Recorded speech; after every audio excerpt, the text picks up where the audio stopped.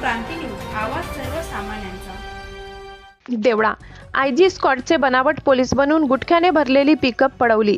दोघांचे अपहरण, 25 लाखांच्या खंडणीची मागणी, झटापटीत व्यापाऱ्याचा मृत्यू। देवळा तालुक्यात बनावट पोलीस बनून गुटख्याने भरलेली पिकअप पळवून 25 लाख रुपयांची खंडणी मागितल्याचा धक्कादायक प्रकार समोर आलाय। या घटनेदरम्यान झालेल्या झटापटीत पिंपळगाव तालुका देवळा येथील व्यापारी जब्बार चांद तांबोडी यांचा मृत्यू झाल्याने परिसरात खळबळ उडाली आहे। या प्रकरणी देवळा पोलीस ठाण्यात तिघांविरुद्ध गंभीर गुन्हा दाखल करून पोलिसांनी त्यांना अटक केली आहे। याबाबत चांदवड तालुक्यातील वरचेगाव येथील पिकअप चालक इलियास सुलतान बागवान वय 44 यांनी देवळा पोलीस ठाण्यात फिर्याद दिली। त्यानुसार विलास जगताप राहणार मालेगाव, मोहम्मद शफीक, मोहम्मद रफीक राहणार मालेगाव आणि महेश भांबरे राहणार तांदळवाडी तालुका सटाणा यांच्या विरुद्ध भारतीय न्याय संहिता 2023 अंतर्गत विविध कलमा अन्वये गुन्हा दाखल करण्यात आलाय। फिर्यादी बागवान हे भाडे तत्वावर पिकअप गाडी चालवतात। 11 मार्च रोजी सायंकाळी जब्बार तांबोडी यांनी गुजरातला जाण्यासाठी पिंपळगाव येथे बोलावले होते। त्यानुसार दोघे कळवण, कनाशी, सापुतारा मार्गे गुजरातमधील श्यामगव्हाण येथे गेले।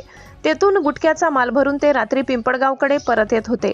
दरम्यान 12 मार्च रोजी मध्यरात्रीच्या सुमारास कळवण परिसरात काळ्या रंगाच्या स्कॉर्पिओ गाडीने त्यांच्या पिकअपचा पाठलाग केला। भौर फाटा येथे स्कॉर्पिओने पिकअप अडवून दोघांना जबरदस्तीने गाडीत बसविण्यात आले। त्यानंतर आरोपींनी स्वतःला आयजी स्क्वॉडचे पोलीस असल्याचे सांगत पिकअपमधील गुटख्याच्या मालावर कारवाई टाळायची असल्यास 25 लाख रुपये देण्याची मागणी केली। त्यानंतर झालेल्या चर्चेत तांबोडी यांनी 11 लाख रुपये देण्याचे मान्य केले व मुलगा साहिल याला पैसे घेऊन येण्यास सांगितले। साहिल हा उपसरपंच नदीश थोरात व इतर मित्रांसह घटनास्थळी पोहोचला। पैसे देण्याबाबत चर्चा सुरू असताना आरोपी व तांबोडी यांच्यात वाद झाला। यावेळी तांबोडी यांनी छातीत दुखत असल्याचे सांगून थोडा वेळ बसू देण्याची विनंती केली, मात्र आरोपींनी त्यांना जबरदस्तीने गाडीत बसविण्याचा प्रयत्न केला। त्यावेळी तांबोडी अचानक बेशुद्ध पडले। त्यानंतर आरोपी अंधाराचा फायदा घेत स्कॉर्पिओ सोडून पळून गेले। तांबोडी यांना तातडीने सटाणा येथील खासगी रुग्णालयात नेण्यात आले, मात्र डॉक्टरांनी तपासणीअंती त्यांना मृत घोषित केले।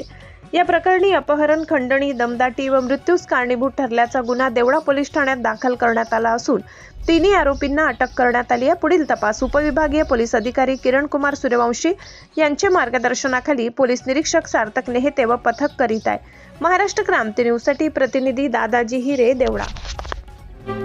अशाच नवनवीन बातम्या पाहण्यासाठी आमच्या महाराष्ट्र क्रांती न्यूज या YouTube चॅनलला लाईक करा, सबस्क्राईब करा आणि बेल आयकॉनला प्रेस करा।